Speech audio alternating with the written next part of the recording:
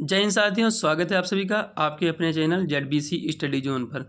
दोस्तों मैं आज आप सभी लोगों के लिए सेमेस्टर 5th से यहाँ पर जो है आपके लिए सिलेबस लेकर आया हूँ और हमारा रहेगा पेपर नंबर फर्स्ट। ठीक है भैया, यहाँ पर देख लीजिए जो आपका पेपर का जो कोर्स टाइटल होगा वो हमारा रहेगा plant physiology, metabolism and biochemistry. ये आपका जो है पेपर का कोर्स टाइटल हो गया। अभी इसमें जो है टोटल 8 यूनिट जो है यहाँ पर दिए गए हैं। प्रत्येक यूनिट को जो मैं आपको बताते हुए अच्छे से चलता हूँ, ठीक है, कि आपको जो है प्रत्येक यूनिट में पढ़ना क्या रहेगा। ठीक है, यहाँ पर देख लेते हैं यूनिट दिया गया है, unit topic and detail syllabus यहाँ पर जो है दिया गया है। तो इसको ध्यान से देखिए और यहाँ पर जो इसको करते चलिए। तो सबसे पहले जो यूनिट फर्स्ट का जो नाम है वो हमारा है प्लांट वाटर रिलेशन, ठीक है, और मिनरल न्यूट्रिशन और transpiration and translocation in phloem. अब इसके अंतर्गत जो आपको जो पढ़ना रहेगा कि brief idea of diffusion, osmosis, water potential. मतलब थोड़ा सा आपको ब्रीफ आइडिया देना कि डिफ्यूजन क्या होता है, ऑस्मोसिस क्या होता है और वाटर पोटेंशियल क्या होता है, इसके बारे में। नेक्स्ट यहाँ पर है ट्रांसपिरेशन क्या होता है एंड इट्स सिग्निफिकेंस, और इसका जो है इंपॉर्टेंट क्या है। ठीक है, रूट प्रेशर हो गया और गटेशन हो गया, तो इसका इंपॉर्टेंट हमारा क्या हो जाता है।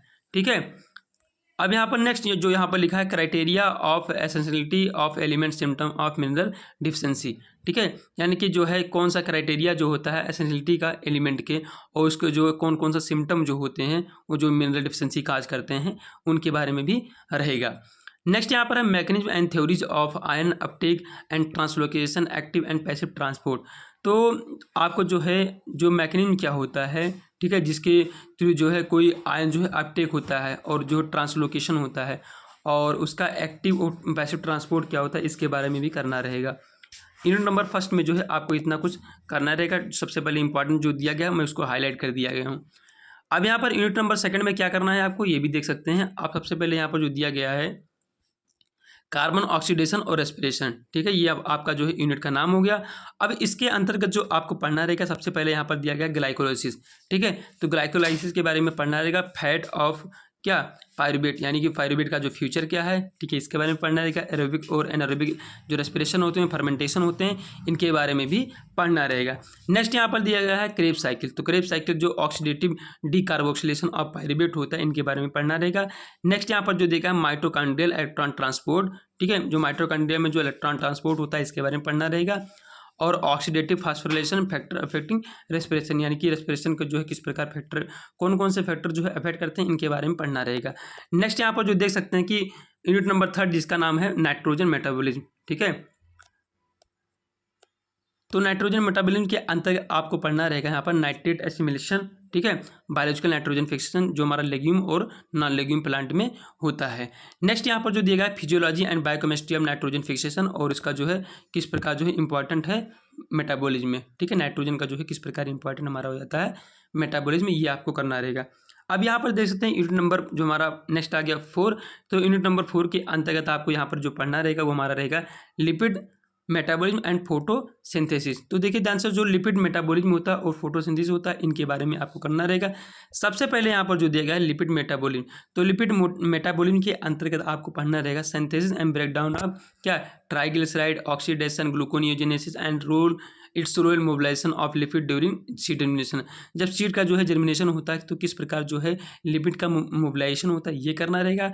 उसके बाद जो है जब जो है सिंथेसिस और ब्रेकडाउन जो ट्राइग्लिसराइड का, ऑक्सीडेशन का, और यहाँ पर लिखा है क्या ग्लूकोनियोजेनेसिस का जो है ये करना रहेगा, किस किस प्रकार ये टूटते हैं फिर कोई चीज़ बनता है, ये आपको करना रहेगा।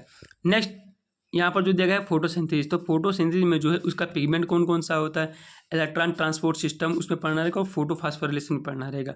उसके बाद यहाँ पर दिया गया C4 एंड C3 प्लांट के बारे में पढ़ना रहेगा। ठीक है, और यहाँ पर जो कैम रिएक्शन होता है उसका सिग्निफिकेंस, यानी कि इंपॉर्टेंट क्या है कैम रिएक्शन का, ये भी आपको यहाँ पर पढ़ना रहेगा। नेक्स्ट यूनिट यहाँ पर देख सकते हैं यूनिट नंबर 5। तो यूनिट नंबर 5 के अंतर्गत आपको यहाँ पर पढ़ना रहेगा, ध्यान से देखिए क्या है।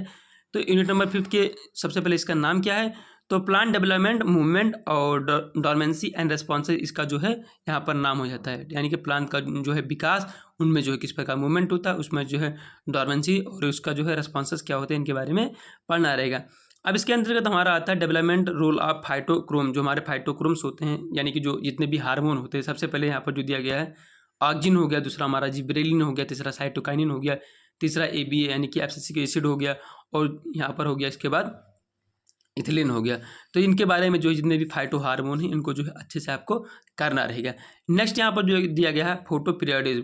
तो फोटो पीरियडिज्म में जो है आपको यहाँ पर जो शॉर्ट डे प्लांट होता है, लॉन्ग डे प्लांट होता है, हाफ डे न्यूट्रल प्लांट होता है, इनके बारे में आपको अच्छे से करना रहेगा। नेक्स्ट यहाँ पर जो दिया गया है ध्यान से देखिए, जो फाइटोक्रोम का जो डिस्कवरी, उसका स्ट्रक्चर, उसका फंक्शन जो है आपको यहाँ पर करना रहेगा।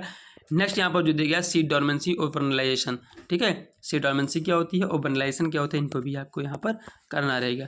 नेक्स्ट यहाँ पर देखिए यूनिट नंबर 6 जिसका नाम है बायोमॉलिक्यूल। और बायोमॉलिक्यूल के अंतर्गत आपको यहाँ पर पढ़ना रहेगा उसका किसका, कार्बोहाइड्रेट, और यहाँ पर हो जाएगा उसका लिपिड। तो कार्बोहाइड्रेट के बारे में क्या क्या पढ़ना रहेगा ये देखिए जा सकते। तो कार्बोहाइड्रेट का जो है नॉमेनक्लेचर और उसका जो है क्लासिफिकेशन, यानी कि जो है नामकरण और उसका जो है वर्गीकरण पढ़ना रहेगा। उसमें जो है मोनोसेक्राइड का रोल क्या होता है, जैसे ग्लूकोज, फ्रुक्टोज का रोल क्या होता है, डाइसेक्राइड का रोल क्या होता है। जैसे डाइसेक्राइड में यहाँ पर दिया गया है क्या, सुक्रोज, इसका रोल बताना रहेगा। ओलिगोसेक्राइड एंड पॉलीसेक्राइड, जैसे स्ट्रक्चर, सेलुलोज एंड स्टोरेज क्या, स्टार्च। तो इनके बारे में जो है आपको अच्छे से करना रहेगा। नेक्स्ट यहाँ पर लिखा है स्टोरेज लिपिड। तो स्टोरेज लिपिड में जो fatty acid structure and function, तो फैटी एसिड का जो स्ट्रक्चर और फंक्शन आपको करना रहेगा। उसके बाद स्ट्रक्चर लिपिड और फास्फोग्लिसराइड, इसके बारे में जो है आपको यहाँ पर करना रहेगा। नेक्स्ट यहाँ पर है कि प्रोटीन एंड न्यूक्लिक एसिड। तो प्रोटीन और न्यूक्लिक एसिड का जो है आपको यहाँ पर उसका करना रहेगा, ठीक है। तो प्रोटीन में आपको पढ़ना रहेगा स्ट्रक्चर ऑफ अमाइनो एसिड का स्ट्रक्चर और पेप्टाइड बॉन्ड जो पाए जाते हैं, ठीक है, अमाइनो एसिड के बीच में, उनके बारे में पढ़ना रहेगा। नेक्स्ट यहाँ पर है लेवल ऑफ प्रोटीन स्ट्रक्चर, यानी कि जो प्रोटीन के जो स्ट्रक्चर होते हैं, प्राइमरी, सेकेंडरी, टर्सरी, क्वाटरनरी, ठीक है, ये करना रहेगा, ठीक है। प्राइमरी का स्ट्रक्चर कैसा होता है, सेकेंडरी का स्ट्रक्चर कैसा होता है, टर्सरी का स्ट्रक्चर कैसा होता है और क्वाटरनी का स्ट्रक्चर कैसा होता है, ये सब आपको करना रहेगा। नेक्स्ट यहाँ पर दिया गया है आइसोलेट्रिक पॉइंट और यहाँ पर दिया है प्रोटीन डीनेचुरेशन, ये सभी आपको यहाँ पर करना रहेगा। अब नेक्स्ट यहाँ पर आता है न्यूक्लिक एसिड। तो न्यूक्लिक एसिड की जब भी बात करेगा तो इसके अंतर्गत हमको पढ़ना होगा क्या, डीएनए और आरएनए का स्ट्रक्चर। तो स्ट्रक्चर ऑफ क्या, नाइट्रोजनस बेसिस जितने भी होते हैं, ठीक है, जैसे क्या होता है साइटोसिन, ठीक है, एडेनिन, सभी नाइट्रोजनस बेसिस के बारे में पढ़ना रहेगा। उसके बाद यहाँ पर जो structure and function of nucleic acid, यानी कि डीएनए और आरएनए का जो है आपको स्ट्रक्चर, उसका फंक्शन जो है पढ़ना रहेगा। और न्यूक्लिक एसिड डीनेचरेशन एंड रीनेचरेशन, यानी कि जो है न्यूक्लिक एसिड जो है किस प्रकार जो है डीनेचर हो जाते हैं और किस प्रकार जो है रीनेचर फिर से बन जाते हैं, तो ये जो है आपको पढ़ना रहेगा। नेक्स्ट जो हमारा आता है यूनिट नंबर 8, जो कि हमारा लास्ट यूनिट होता है, और इसको ध्यान से देखिए, ये क्या है, हमारा एंजाइम के बारे में आपको पढ़ना रहेगा, ठीक है, या इसको बोलते हैं उत्प्रेरक बोलते हैं, ठीक है। तो इनमें जो है सबसे पहले दिया गया है स्ट्रक्चर ऑफ एंजाइम। एंजाइम का जो स्ट्रक्चर पढ़ना रहेगा, जो हमारा होलो एंजाइम क्या किस स्ट्रक्चर पढ़ना रहेगा, एपो एंजाइम क्या हो गया, कोफैक्टर, कोएंजाइम, फिर प्रोस्थेटिक ग्रुप, सभी के बारे में यहाँ पर आपको पढ़ने को मिलेगा इस यूनिट के अंदर। अब नेक्स्ट यहाँ पर लिखा है mechanism of action, activation, energy, lock and key hypothesis, induce fit theory of factor affecting enzyme activity, allosteric enzyme and enzyme. तो देखिए ध्यान से, इसके अंतर्गत आपको पूरा पढ़ना रहेगा कि एक्टिवेशन एनर्जी क्या होता है, ठीक है, उसका मैकेनिज्म, और लॉक एंड की हाइपोथेसिस पढ़ना रहेगा, और इंड्यूस फिट मोटर। अब उसके बाद यहाँ पर जो है एंजाइम जो है उसका एक्टिविटी किस प्रकार होता है, और एलोस्टेरिक एंजाइम एंड एंजाइम, तो ये सभी आपको जो है इसके अंतर्गत आपको पढ़ना रहेगा, ठीक है। तो टोटल में आपको ये तो यूनिट था, प्रत्येक यूनिट को जो मैं आपको अच्छे से बता दिया हूँ कि क्या क्या आपको जो है कवर करना रहेगा आपके 5th सेमेस्टर में, और पेपर नंबर ये फर्स्ट का जो है आपको सिलेबस में बता रहा हूँ, ठीक है भैया। तो मिलते हैं नेक्स्ट वीडियो में, दैट्स ऑल।